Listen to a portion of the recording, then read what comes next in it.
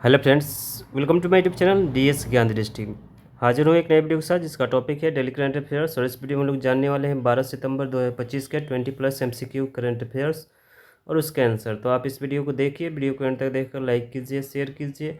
और यदि आप इस चैनल पर पहले विजिट करें तो प्लीज़ चैनल को सब्सक्राइब कर लें। तो आज का जो पहला प्रश्न है कि अंतर्राष्ट्रीय परिसंपत्ति पुनर्निर्माण कंपनी का मुख्य कार्यकारी अधिकारी निम्न में से किसे नियुक्त किया गया है? ऑप्शन से संदीप सिक्का, ऑप्शन बी अभिषेक महेश्वरी, ऑप्शन सी अरुंधति रॉय और ऑप्शन डी करुणेश बजाज। तो प्रश्न संख्या 1, अंतर्राष्ट्रीय परिसंपत्ति पुनर्निर्माण कंपनी का मुख्य कार्यकारी अधिकारी अभिषेक महेश्वरी को नियुक्त किया गया है। सही जवाब ऑप्शन बी। प्रश्न संख्या 2 है कि नेपाल का कार्यकारी प्रधानमंत्री निम्न में से किसे नियुक्त किया गया है? ऑप्शन से सुशीला कार्की, ऑप्शन बी प्रचंड, ऑप्शन सी सुशील प्रसाद कोइराला और ऑप्शन डी जगत प्रसाद नड्डा। प्रश्न संख्या 2 का सही जवाब हो जाएगा सुशीला कार्की को नेपाल का कार्यकारी प्रधानमंत्री नियुक्त किया गया है। प्रश्न संख्या 3 है कि अर्थशास्त्र के लिए पीवी नरसिम्हा राव पुरस्कार किसे प्रदान किया गया? ऑप्शन से CP Radhakrishnan, option B Manmohan Singh, option C Lalkrishna Advani और ऑप्शन डी जगत प्रकाश नड्डा। तो प्रश्न संख्या 3 का सही जवाब हो जाएगा अर्थशास्त्र के लिए पीवी नरसिम्हा राव पुरस्कार से पूर्व प्रधानमंत्री मनमोहन सिंह को सम्मानित किया गया। प्रश्न संख्या 4 है कि भारत का पहला विदेशी अटल इनोवेशन सेंटर किस देश में शुरू किया गया? ऑप्शन से Geneva Paris, option B Abu Dhabi, option C Geneva और ऑप्शन डी शिकागो। तो प्रश्न संख्या 4 का सही जवाब ऑप्शन बी अबू धाबी में। प्रश्न संख्या 5 है कि हाल ही में समुद्र प्रदक्षिणा मिशन लॉन्च किया गया किस प्रकार का अभियान है? ऑप्शन से अंतरिक्ष मिशन, option B all women circumnavigation अभियान, ऑप्शन सी जलवायु परिवर्तन अध्ययन अभियान और ऑप्शन डी सैन्य अभ्यास अभियान। तो प्रश्न संख्या 5, समुद्र प्रदक्षिणा मिशन लॉन्च किया गया जो मुंबई में लॉन्च किया गया है। यह एक प्रकार का ऑल वुमेन सरकमनिगेशन अभियान है। Option B is right answer. प्रश्न संख्या 6 है कि ज्ञान भारतम पोर्टल किस मंत्रालय द्वारा लॉन्च किया गया है? ऑप्शन से गृह मंत्रालय, ऑप्शन बी संस्कृति मंत्रालय, ऑप्शन सी शिक्षा मंत्रालय और ऑप्शन डी विज्ञान एवं प्रौद्योगिकी मंत्रालय। सही जवाब हो जाएगा ऑप्शन बी संस्कृति मंत्रालय। प्रश्न संख्या 7 है कि भारत ने एडीबी के साथ कितनी राशि का ऋण समझौता उत्तराखंड के तिहड़ी झील क्षेत्र में पर्यटन विकास के लिए किया है? ऑप्शन से US 100 million, option B US dollar 126.42 million, option C 150 million dollar और option D 200 million US dollar. तो प्रश्न संख्या 7 का सही जवाब हो जाएगा option B 126.42 US million dollar. प्रश्न संख्या 8 है कि 11वां commonwealth parliamentary association CPA India region conference 2025 कहाँ आयोजित हो रहा है? ऑप्शन से A Bengaluru, option B Gandhinagar, option C Chennai और ऑप्शन डी दिल्ली। तो प्रश्न संख्या 8 का सही जवाब हो जाएगा ऑप्शन ए बेंगलुरु में CPA का 11th एडिशन हो रहा है।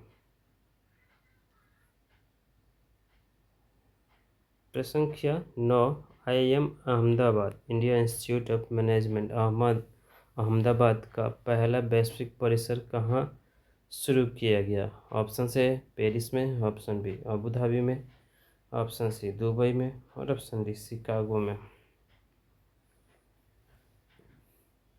तो प्रश्न संख्या 9 का सही जवाब ऑप्शन सी दुबई में।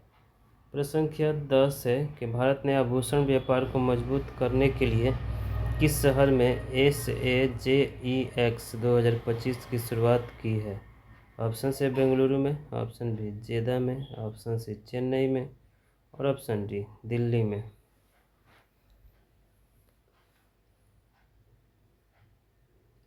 प्रश्न संख्या 10 का सही जवाब हो जाएगा ऑप्शन बी जेदा में। प्रश्न संख्या 11 है कि हाल ही में किस शहर को रामसर वेटलैंड सिटी की मान्यता प्रदान की गई है?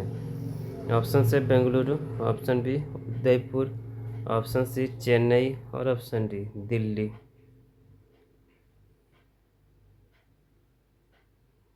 तो प्रश्न संख्या 11 का सही जवाब हो जाएगा ऑप्शन बी उदयपुर को।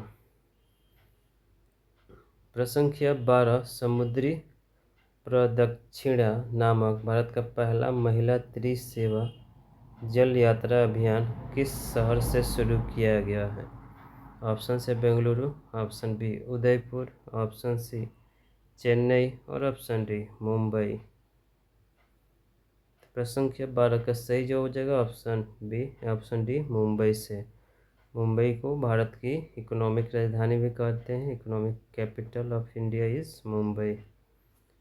महाराष्ट्र की राजधानी भी है और भारत का सबसे बड़ा शहर भी है। प्रश्न संख्या 13 है कि भारत का सबसे बड़ा हरित अमोनिया प्रोजेक्ट किस राज्य में विकसित किया जाएगा? ऑप्शन से Bihar, option B Andhra Pradesh, option C Orissa और ऑप्शन डी तमिलनाडु। तो प्रश्न संख्या 13 का सही जवाब ऑप्शन सी उड़ीसा। प्रश्न संख्या 14 भ्रष्टाचार से लड़ने के लिए किस देश ने दुनिया का पहला AI जनित मंत्री नियुक्त किया है? ऑप्शन से Netherland, option B Albania, option C रूस और ऑप्शन डी ऑस्ट्रेलिया। तो प्रश्न संख्या 14 का सही जवाब ऑप्शन बी हो जाएगा अल्बानिया ने भ्रष्टाचार से लड़ने के लिए दुनिया का पहला AI जनित मंत्री नियुक्त किया है। प्रश्न संख्या 15 है कि विश्व प्राथमिक चिकित्सा दिवस 2025 किस दिन मनाया गया? ऑप्शन से 10 सितंबर, ऑप्शन बी 12 सितंबर, ऑप्शन सी 11 सितंबर और ऑप्शन डी 13 सितंबर।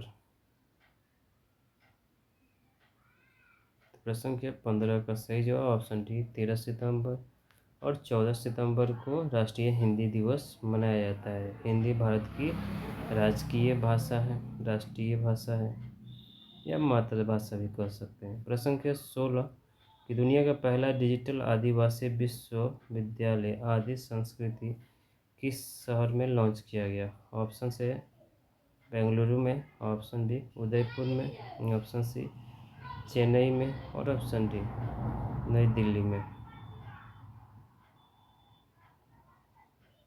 तो प्रश्न संख्या 16 का सही जवाब हो जाएगा ऑप्शन डी नई दिल्ली, जो भारत का राष्ट्रीय राजधानी है।